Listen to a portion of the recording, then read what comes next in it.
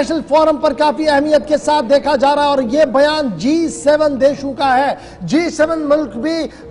मैदान में है और सियासी एतबार से भारत पाक कशीदगी को खत्म करने के हवाले से कोशिशों का आगाज G7 मुल्कों की जानिब से दोनों मुल्कों से अपील की गई है, बराह रास्त मुज़ाकरात की जाए। G7 मुल्कों की वकालत है और G7 मुल्क इस बात की वकालत कर रहे हैं कि मुज़ाकरात के जरिए से मसले का हल निकाला जाए, न कि फौज के इस्तेमाल से या जौहरी हथियारों के धमकी से इस मसले से हल निकाला जा सके। G7 स्टेटमेंट आ चुका है फॉरेन मिनिस्टर्स का जो आपके सामने है। G7 देश जिनमें कनाडा है, फ्रांस है, जर्मनी, इटली, जापान और यूके या जिसको आप बर्तानिया कहते हैं और इसके अलावा अमेरिका, इन 7 बड़े देशों को देर से ही लेकिन इस बात का एहसास हुआ कि जिस तरफ सिचुएशन जा रही है वो पूरे खित्ते के लिए खतरनाक साबित हो रही है और किसी भी वक्त मजीद जानी और जो माली नुकसान है वो जिस तरफ दोनों मालिक जा रहे हैं उससे हो सकता है, तो उससे बचने के लिए इकदाम उठाए जाएं फौरी तौर पर।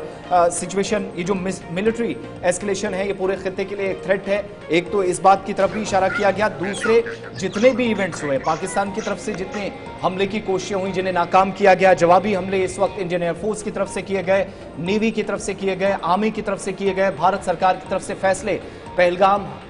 इंसिडेंट के बाद हुए, उन सारी चीजों के बीच G7 के इस इजलास के बाद एक मुश्तरका तौर पर एक साझा स्टेटमेंट आया है जिसमें कहा गया कि दोनों देश, दोनों मुल्क जिस तरफ जा रहे हैं वो सिचुएशन थ्रेटनिंग है, हालात और भी खराब होंगे, इसलिए जितना जल्द हो सके मुज़ाकराती अमल, और सिर्फ मुज़ाकराती अमल नहीं, किसी तीसरे, चौथे, पांचवें फरीक को शामिल नहीं, बल्कि कहा गया कि डायरेक्ट डायलॉग हो, इसके लिए वकालत इशफाक की गई है। अच्छा जी, G7 के फॉरेन मिनिस्टर जिनमें कनाडा है, फ्रांस है, जर्मनी है, इटली है, जापान है, यूनाइटेड किंगडम है, यूनाइटेड स्टेट्स ऑफ अमेरिका है, इनके आला तरीन रिप्रेजेंटेटिव जो यूरोपियन यूनियन के हैं उन्होंने इस तनाव को रिजेक्ट किया है और कहा कि मैक्सिमम रिस्ट्रेन दोनों तरफ से बरता जाए और मिलिट्री एक्सरसाइज को बिल्कुल भी ना किया जाए, किसी न किसी तरीके से रास्ता निकाल कर हालात को काबू में किया जाए। और ये याद रखिएगा ये ग्रुप बड़ा इंपॉर्टेंट है, सन 75 में इस ग्रुप को बनाया गया था, उसके बाद इनकी इफादियत और अहमियत बड़ी इंपॉर्टेंट रहती है। भारत ने जब ऑपरेशन सिंदूर किया था तो उसके बाद G7 के देशों के साथ भी बैठक की थी, उनके सफीरों को बुलाकर